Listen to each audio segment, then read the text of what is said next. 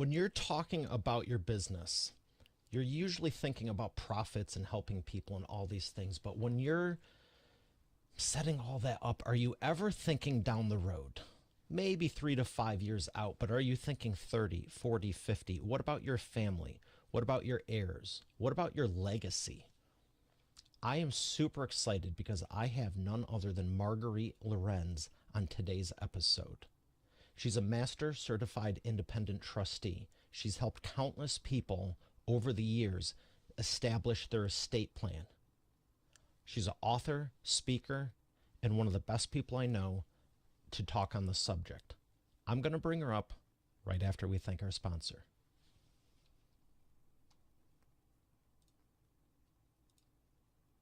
Every business needs a book, including yours. Visit freebusinessbookpublishingcourse.com today to learn the 7 steps to publish and promote your nonfiction lead and profit-generating business book in 8 weeks. Once again, that's freebusinessbookpublishingcourse.com.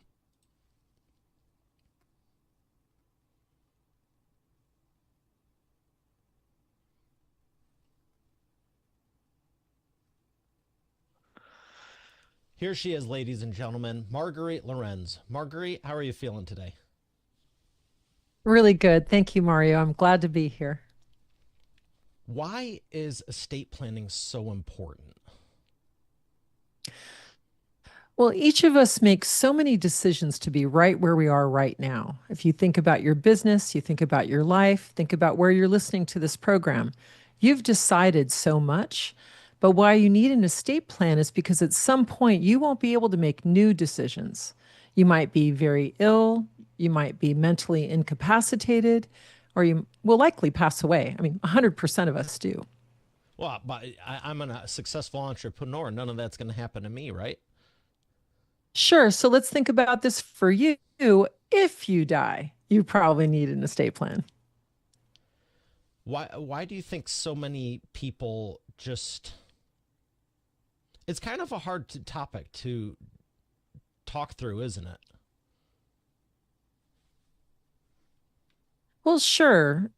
For a lot of us, it's tough to bring our spouse to that table because we don't want to think about what it would be like to live without that other wonderful person.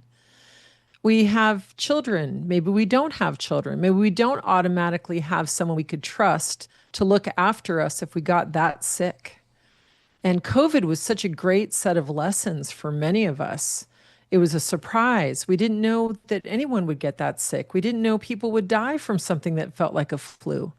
So I think today we really have some great opportunities. And I want to help people understand what needs to be in their estate plan. By the way, just to be clear, I'm not an attorney.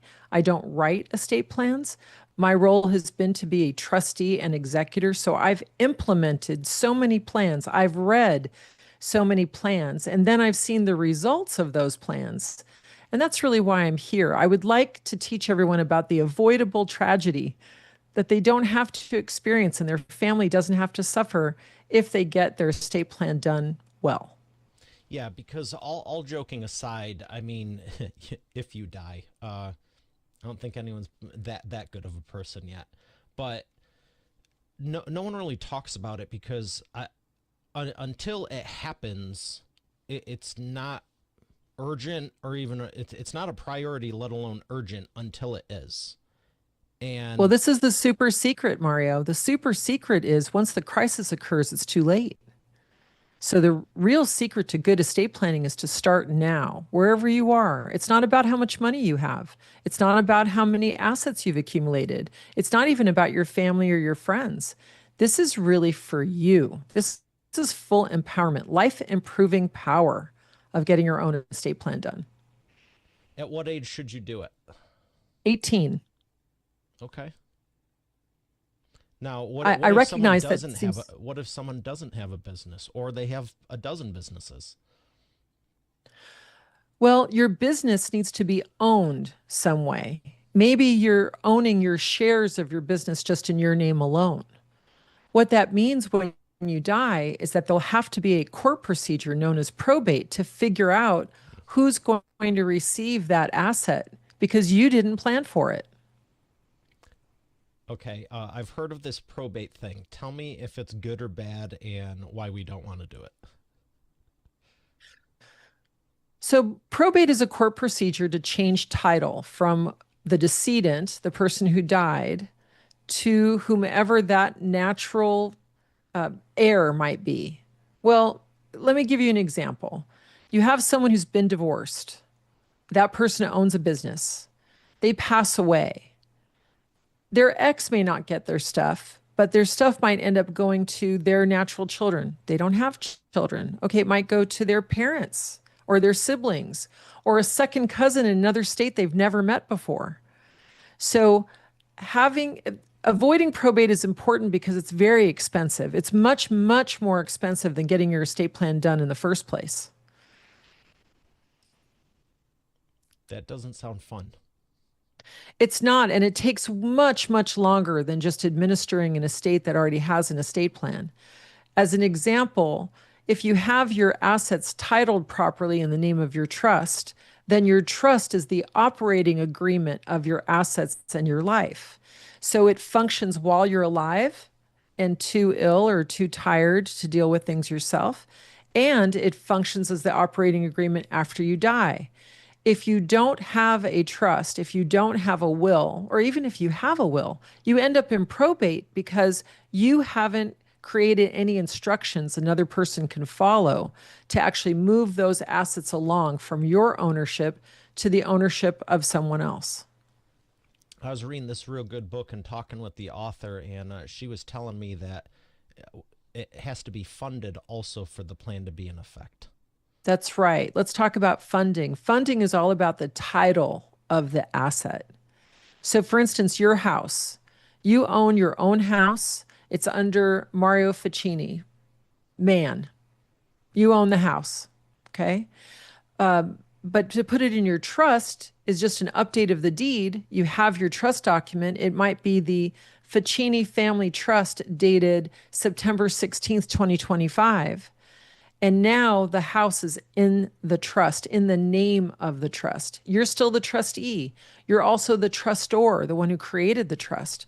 So there's no change in ownership. It's still your social security number. It's not a taxable event. But if you have a trust and you don't retitle your house, now your house has to go through probate because you didn't fund the trust. You didn't actually move that asset from the title it has now to the title that it should be. That sounds like a giant pain for a simple oversight. It is. I'll give you an example. In California, the first $100,000 of estate value, it's a minimum of 4% as a fee. That would be $4,000, right? Chances are good your house is probably worth more than $100,000.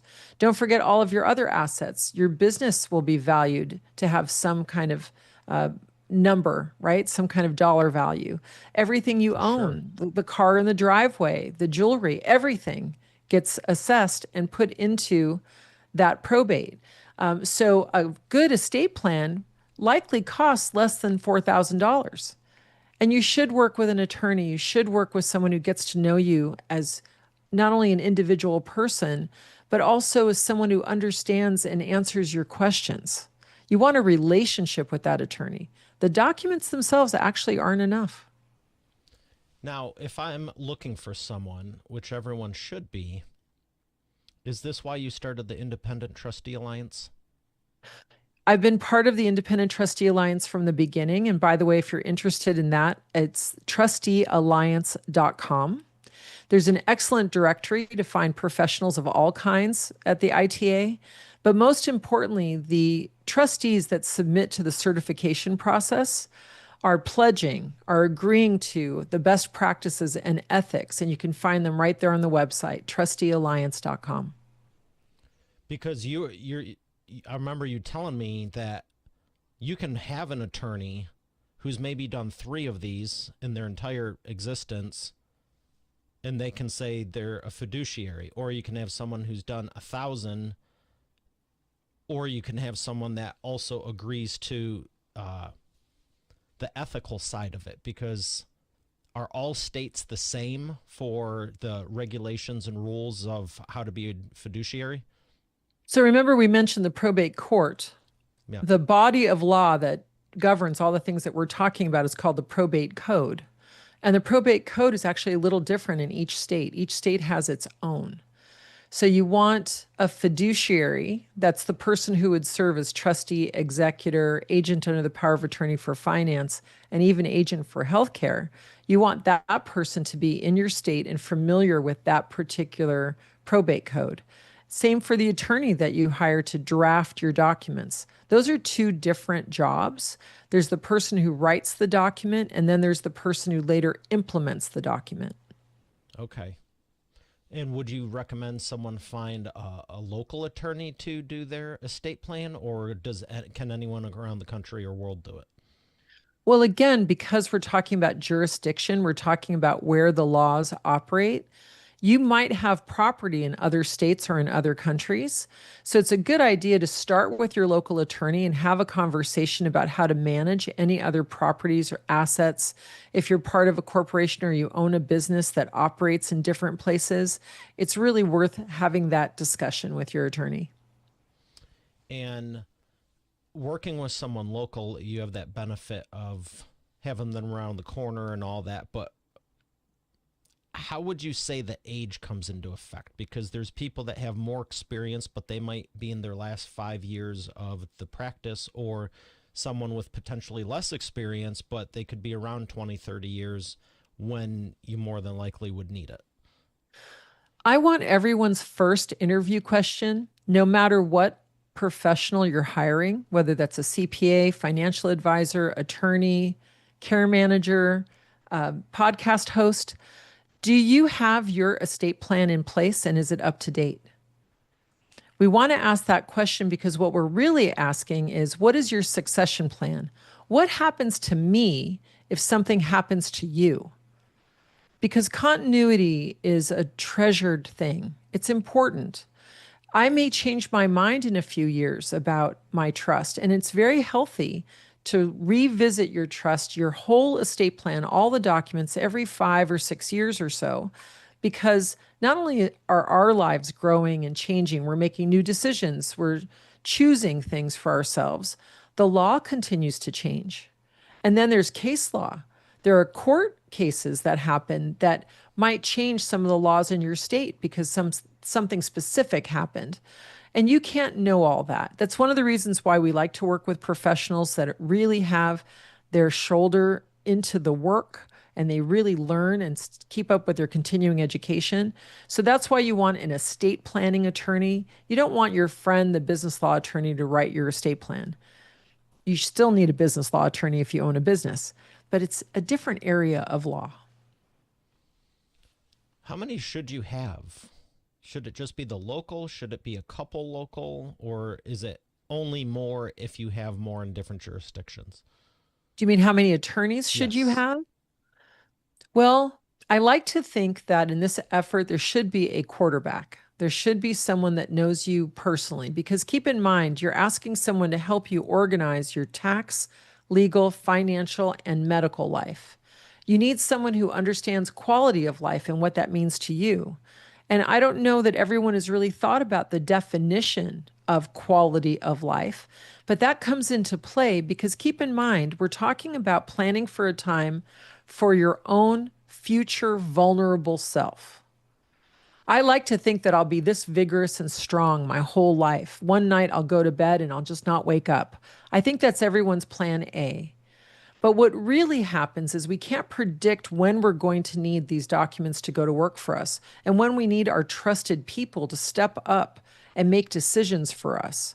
So when deciding about your attorneys, and if you do have multiple places where you own assets and you own businesses, allow that one local attorney to begin and help you organize. Maybe you need a great big law firm that has attorneys all over the world. I've worked with many clients who have that kind of setup. And so the attorney's firm deals with a lot of things amongst themselves. There's advice on real estate, on businesses, on taxes, and so on within one firm. Some people don't have those kinds of assets. They have a home, they have a bank account, maybe a brokerage account or an IRA, and they can work with their local attorney to make sure that everything gets organized. Yeah, it's makes sense how everyone's in a different circumstance. If it's just a single person, married couple, no business, that's one thing. But if you do have a business, let's take it a level further, to the next level, step further, whatever. I'm going to ask another question. So there's people on the same thing. You might have a small business, medium, or large corporation. What should someone consider for that on the business side if it's just them and maybe one other person versus a team of 20, 30 people versus thousands? I When you're think, talking about that continuity and succession, it's like, okay, cool, you have something to cover you, but what does happen with the business? well, let's start with who's on your team in your business. Are your children part of your business? Do you have other family members? Are you second generation, third generation business owner? Those considerations are part of this overall planning. And I know that that can feel kind of overwhelming. So I recommend taking things in pieces and parts. Between the books I've written, the podcasts that I host, and so on, I'm very hopeful that people will get to think about this in smaller bites. Because here's the thing, you are sovereign. You are the one who's going to make those decisions for your business. You own your business in a particular way, the way you hold your shares. For instance, let's say it's an LLC. Your trust can be the owner of those shares. You are the trustor, the creator, settlor of your trust. It's still yours. But the way you hold that asset determines how it will be organized and run when you can no longer do so yourself. You may assume that there are people in your business that would take over, keep those same clients, keep the business going.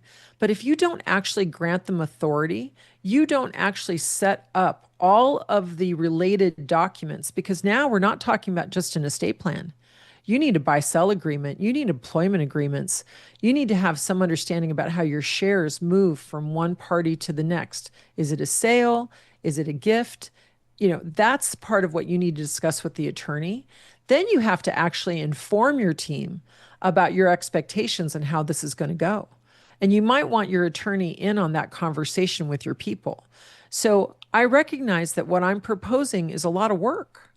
But the worst thing I've seen happen is a vibrant, healthy, strong business owner who is clearly the visionary, clearly the creative force behind the business. And that person gets very ill, and then the business kind of falls apart. And that asset that was going to transfer for the benefit of children or grandchildren is worthless because that one person didn't put a plan in place. So if you hear my voice, if you're listening to this show, you're on notice. It's your responsibility to make sure that things go the way you want it to. Yeah, that would not be fun. No, it's terrible. It's disastrous. It's one of the tragedies I'd like to avoid. I get it. We have a very high divorce rate in this country, and some people spend a lot of time and energy once things go bad to figure that stuff out. What if we were having those conversations during the engagement? And I get it. Some people say, oh, well, I'll just get a prenup. Okay, a prenuptial agreement works on some levels. But now I want you to get into the quality of life. Now I want you to get into your partnership. Do you want this person that you're choosing to spend the rest of your life with making medical decisions for you? That's very different than whether or not they get to run your company. Yeah, And do you two want the different same person, considerations. right? Um, Yeah. I'm going to use what I learned from your teachings and ask about a Okay. GCM.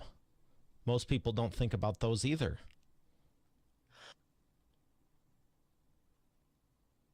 Sure, sure. So GCM stands for Geriatric Care Manager. Another term for that same professional would be an aging life care manager. And the idea of that particular professional is that they're able to do an assessment of your medical life, of your psychosocial needs, of the safety of your home. And that assessment report can be so valuable. So I imagine, Mario, that you have listeners that are in their 40s, 50s, 60s, vibrant, healthy, living their life. And it may be hard to imagine a time when you can't manage your life on your own, maybe not organize your own pill planner, going to doctor's visits, having surgery or having other treatments, and so on. And then having someone who not only can translate and navigate with the medical community, but make sure that home, if that's where you want to be, that it's set up properly to receive you. I'm going to tell you that it doesn't matter how much money you have. You can have lots and lots of money, but if it's not the focus of the professionals that you're working with, your successor trustee, and please don't assume that your kids are going to do this job. They're learning everything they need to on your case. You really may want a professional trustee to help you because you have so much going on. And then you have the care manager, and they work together. I manage the budget. I'm dealing with tax, legal, and financial. I'm working with that care manager to let me know what are the needs really? What are the wants of that client? Do we need more chocolate ice cream in the house?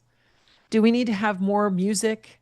Do we need outings? Do we need some excitement? There's so many things that make for a quality life. And that's really what I want people to understand. That's what I want them to tell me in their estate plan. I'm glad you brought that up, and I want people to know about it too, because yeah, you say 40, 50, 60s. I don't think anyone conceivably would be like, I'm going to wake up tomorrow and I won't be able to walk or do this. But the reality is tomorrow's promised to no one. And I do unfortunately know circumstances. My friend's dad went swimming, young guy, this and that, jumped in the water, hurt his neck, been paralyzed. Oh, it's and terrible. This was, let's say, a while ago, and he was young. I know other people in their late 40s passed away, 50s, 60s. Like, this is like anything but even 80, 85, I don't think is super old anymore. It's like at any point, there's people driving that are 92. There's people that are in a wheelchair at 36. So, and I've thought about this for the business. It's like, what do you do? How is it structured? And that's why I love talking with you. And I'm glad your books are coming out, because no one knows about this till you have to deal with it. And I didn't have to deal with it till Dad passed. And it was like, you go from nothing, nothing, nothing, nothing to what the hell, basically. And Yeah, I want to add to that. I want to say that if you think about your life right now, you're probably paying most of your bills on your cell phone. You might have auto pay with your bank to pay certain bills. The only reason that works is because you are vigilant, because you're checking those transactions. You're deciding between buying the car or leasing the car. You're deciding all of those nuances. Do I rent? Do I buy? You may have mortgages, you have obligations, and it's your name, your social security number. Okay, look what you did. You've accomplished so much. Amazing. It's wonderful. And then you can't anymore. Tomorrow, you can't. You can't look at your phone. You can't think about those transactions. You don't remember what the last time, the last thing you paid. So then what? And I recognize it's very uncomfortable. So I want to give you some love. I want you to take a nice deep breath. I want you to know that this is within your power. Remember, the secret power of estate planning is actually getting it done before it's needed. And none of us know when it's going to be needed. So when do you get your estate plan done? Right now.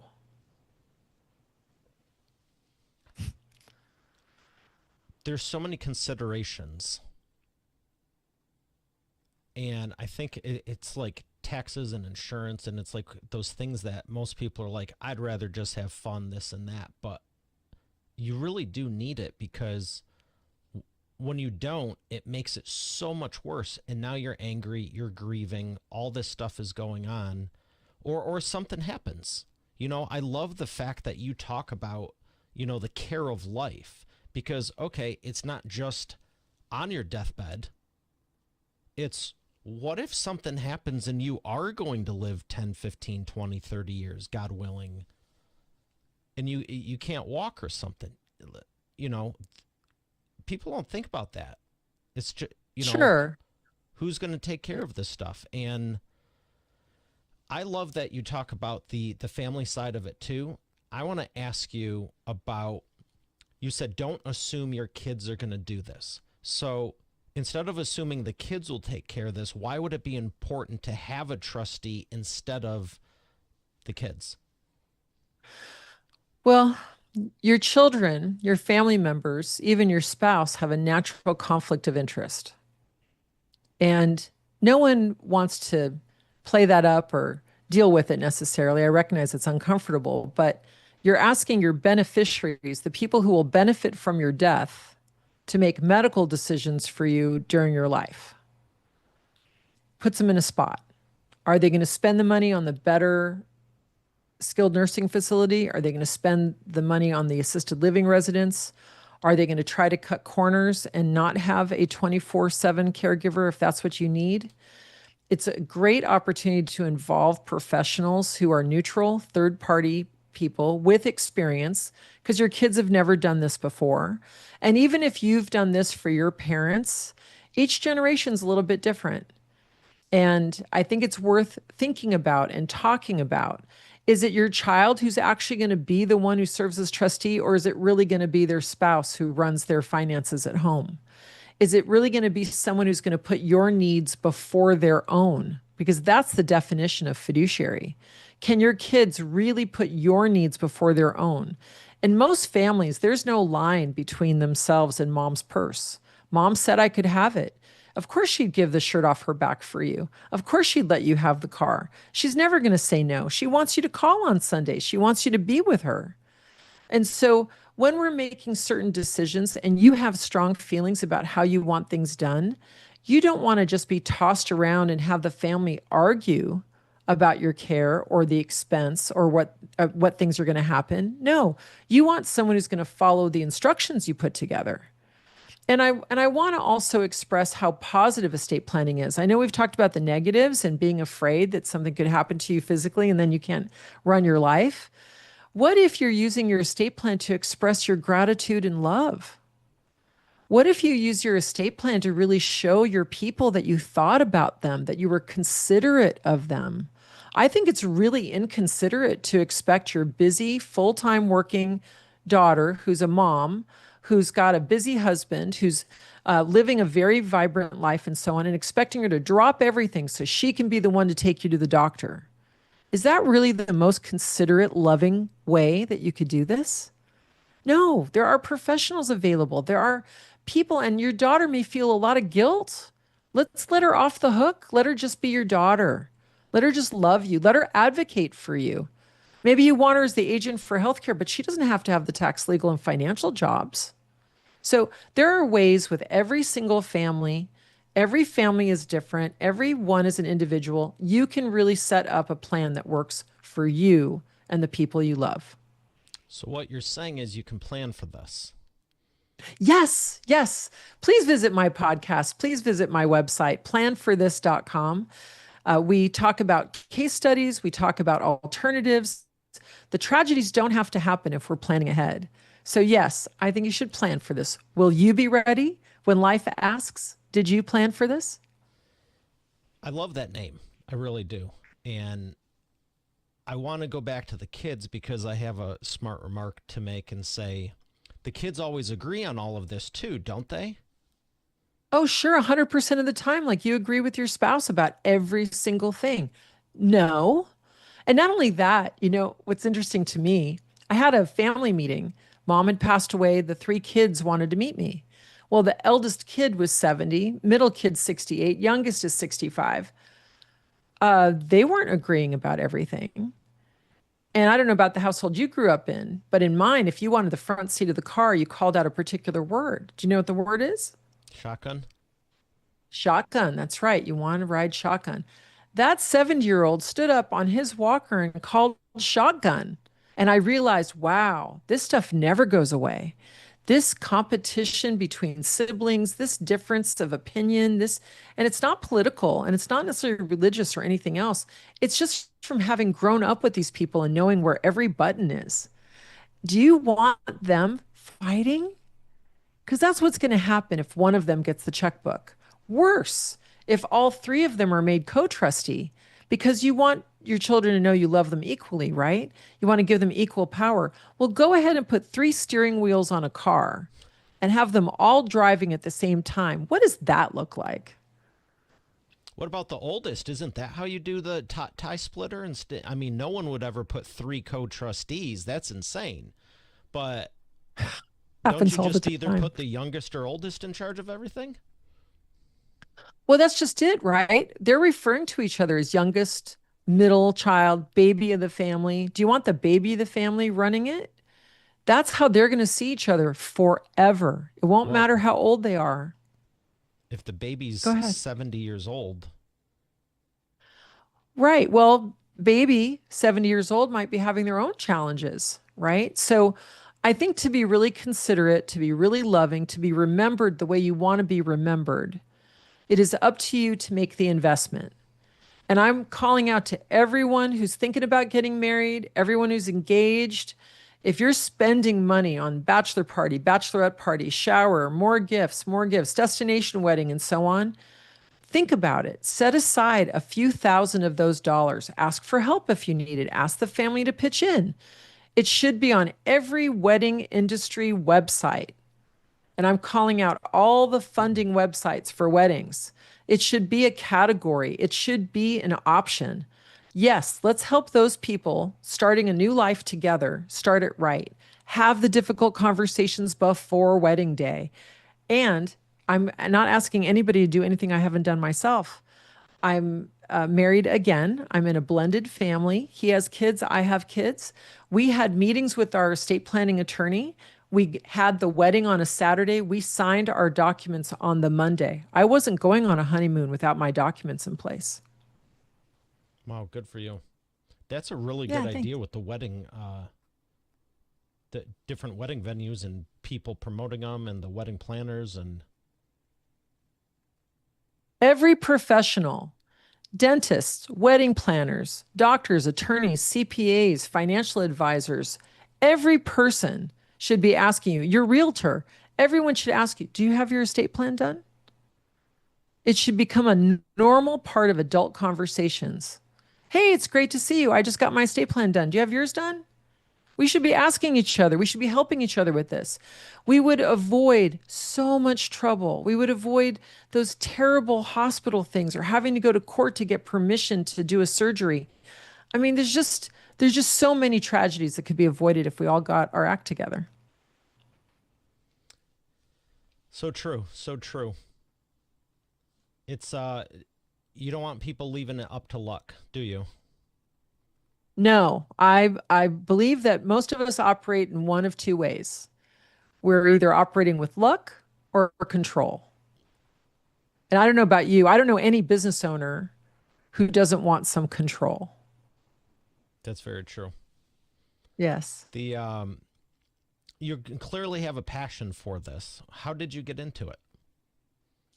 Well, my stepmother invited me into her fiduciary practice. She was a CPA. She did tax returns. So there'd be those 10 weeks of every year that she'd be totally immersed in doing other people's tax returns. And that was pretty lucrative and it was good and she liked it. But then she started being asked to serve as trustee and really wanted to dig in and understand what that meant. What's the liability? 100%. What do you have to learn? Some of everything, right? And we discovered that we loved being together.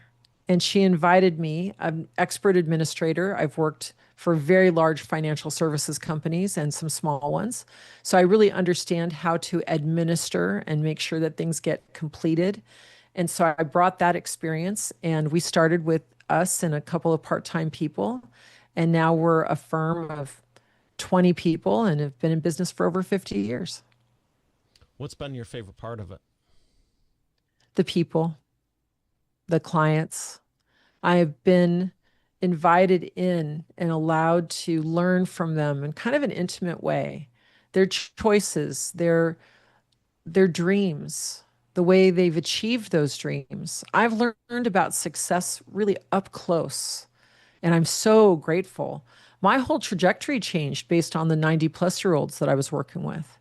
And I'm very excited about my books coming out. So we talked about luck or control. That's one title, that's one book that'll be coming out at the end of this year. And the other book is How to Be a Successful 90-Year-Old.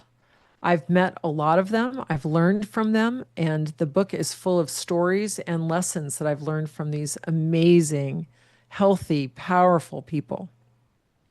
It's a perfect segue into tell us a couple of your biggest success stories. Well, I recognize that some people end up alone near the end of their life. And I had one particular client, she was 87 years old, and her husband had passed, her children had died. She was pretty much alone in the world. People that she'd grown up with were back east, and she was living in California. And she was a very resistant, very stubborn lady. But with my help and with the help of the care manager, the three of us figured out a new plan. And we moved her from her tiny condo, where she was alone all the time, to an assisted living residence. And that assisted living residence had a beautiful apartment with a balcony that overlooked a garden. So we moved her to this apartment, but I committed to her that I would not sell the condo. I would not move a stick of furniture for 90 days so she could get acclimated to her new place, because none of us like to be forced to make new friends.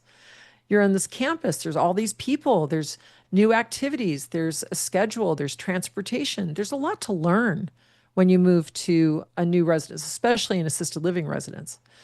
And she got a chance not only to learn those things, but she joined the choir. She went back to playing bridge. She had new friends. In 90 days, I asked her, I said, do you want to move back to the condo? Oh, no, I'm not leaving this place. It's a great place. I've met so many people. I'm enjoying myself. And she lived for another 8 years, Wow, it's happy. wonderful.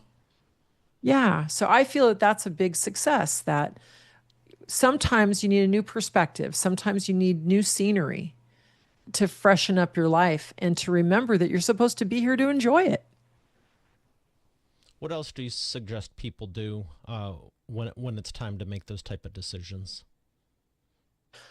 So I recognize that there's some really hard ones. You know, if you end up being the survivor of the two of you in a couple, uh, you may not know where, for instance, the checkbook is kept. You know, there's plenty of couples that kind of separate up duties. We tend to operate in our strengths, and one spouse might be the bill payer and the other might be the kin keeper.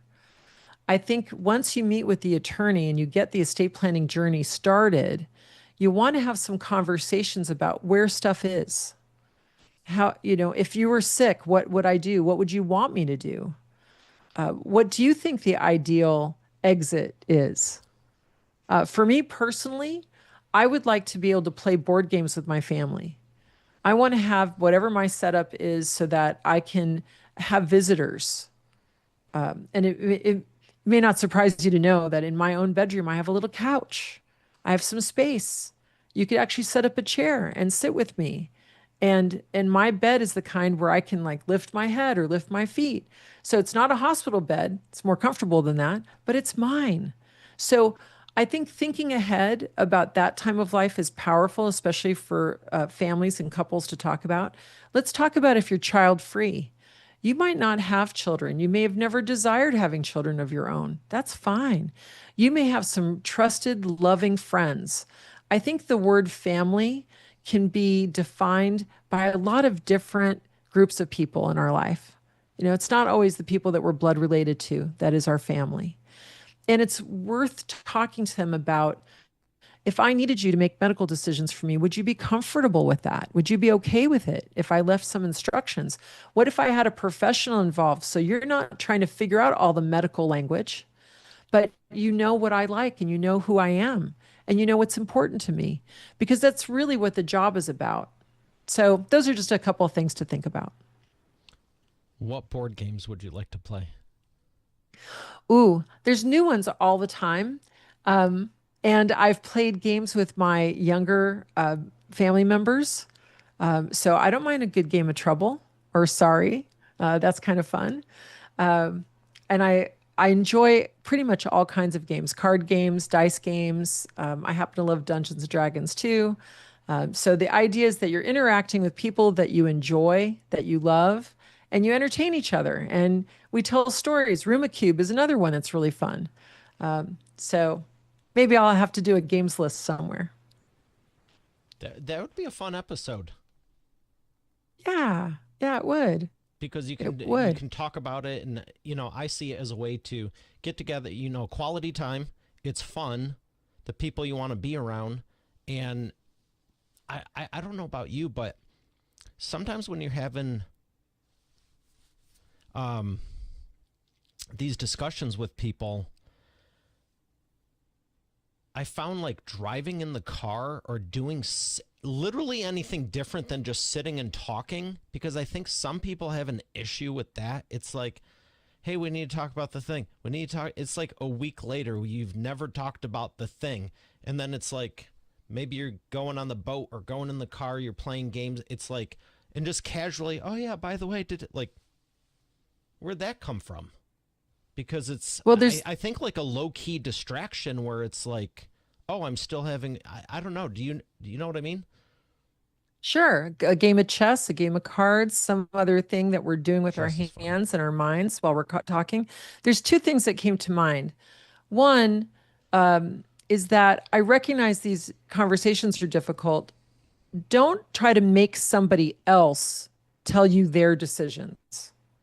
Instead, focus on your own decisions. Mm. If your spouse is having a hard time talking about these things, it's okay. Go ahead and go get your plan done. You talk to the attorney. You say what you want because you can't really ask another person to do something you haven't done yourself. So, kids, if you're listening to this and you're thinking about your aging parents, don't go to them and ask them what their estate plan is. No, get your estate plan done, like putting on your own oxygen mask on an airplane. Get your own estate plan done, then approach your parents and say, I did this. Have you done it? I did this. It was hard. I had to make a lot of hard decisions.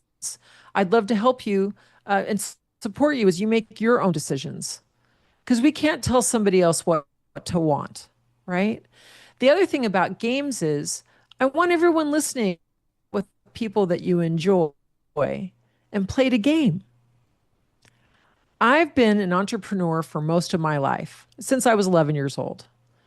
And once I joined my stepmother in practice, I discovered that she really loved playing games. We had some of our best conversations over playing those games. So, Mario, I think your suggestion is excellent, and I want to applaud that, and I want to support people in buy the game, learn the rules, play with other people, have a good time, and then have those conversations with more love and more gratitude.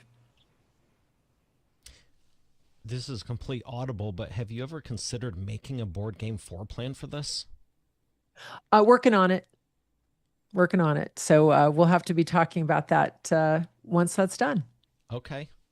Because I was just thinking, what all the talk of board games and all this stuff. I'm like, that'd actually be a pretty fun game. Like, did you do it or Right. not? Well, Does familiar with the Game of Life, yeah, right? I mean, the Game of Life is a pretty popular game, and and the um, cereal. that's true. Uh, in the latest version of the game that I recently played with a 7-year-old, estate planning comes up once or twice on the board. Of course, there's no definition for it. And I can understand the game makers not wanting to go into those details, right? But it does come up, and it is worth thinking about. So thank you.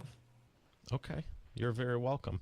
Um, you don't know about this, but it's time for the wheel of whatever. Yellow or black? Yellow. And yes, it does spin. It's real. How cool. All right, yellow. Ooh, you get the hard question. Okay. No, I'm teasing. I think black's the hard one, or maybe there is nothing because I make this up every single time. Um, hashtag truth. Where would you like to travel that you haven't been yet? Hmm.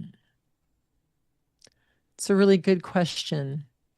I think about a beautiful retreat somewhere with trees and birds and gardens and pools and not really a tourist place, not really a destination that way, more of an experience. to really be pampered for a week or two, to eat wonderful, healthy food, to maybe develop a better routine about exercising every day instead of once in a while when I remember to do it. I think that's where I'd like to travel to. Okay, that sounds nice. Yeah. All right. We're going to thank our sponsor and come back for the imperfect action round. Okay.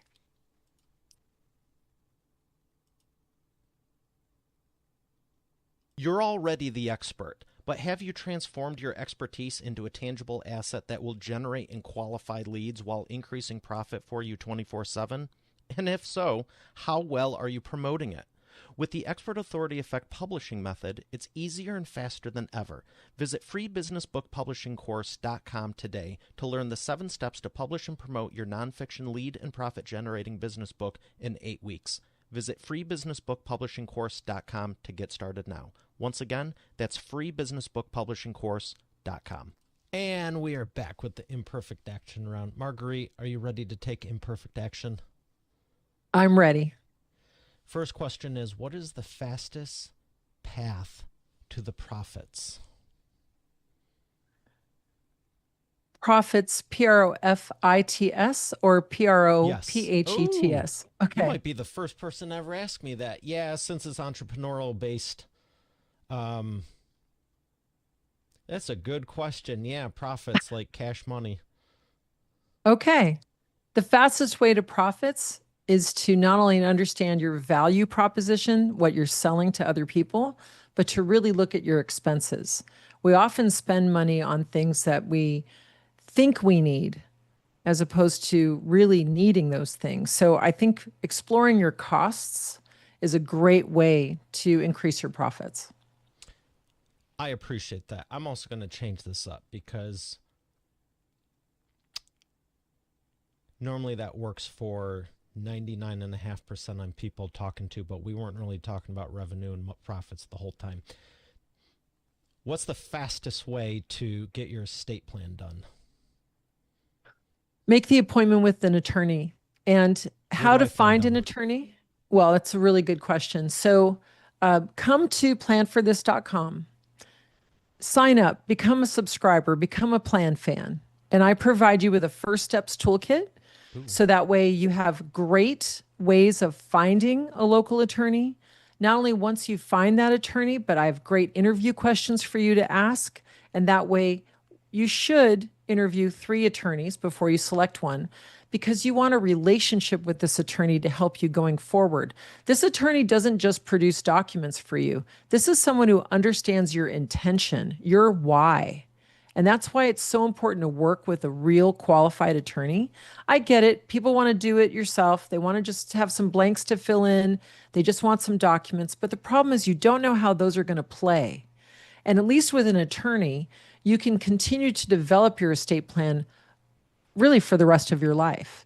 And also in that first steps toolkit, you'll know not only what to expect with your estate plan, but what to do after you have it completed.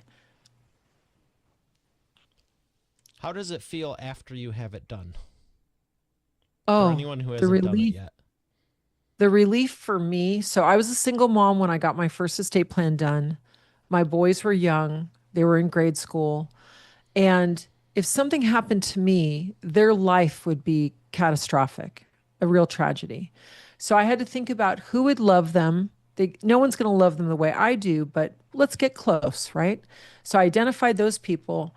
But I will tell you that driving on the freeway was an entirely different experience the day I signed my estate planning documents.